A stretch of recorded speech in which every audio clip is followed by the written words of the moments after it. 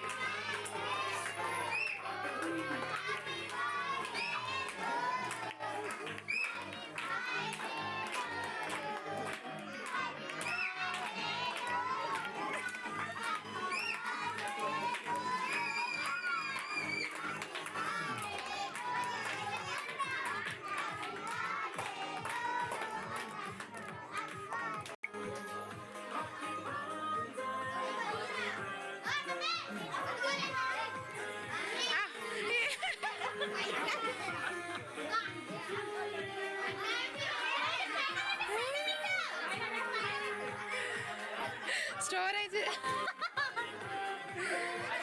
చేసుకుంటాను.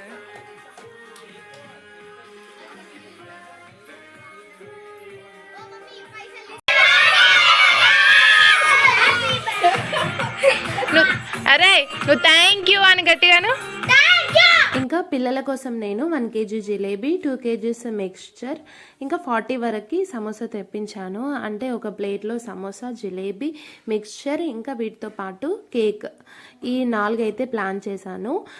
Next cool drinks కూడా అనుకున్నాను. వింటర్లో కూల్ డ్రింక్స్ అయితే పిల్లలు ఇబ్బంది పడతారు, ఇంకా కోల్డ్ కఫ్ అలా ఉంటుంది కదా అనేసి కూల్ డ్రింక్స్ అయితే తెంపించలేదు. పిల్లల బాగు కొరకే ఇంకా నేను కూల్ డ్రింక్స్ మొత్తం అవాయిడ్ చేసేసాను.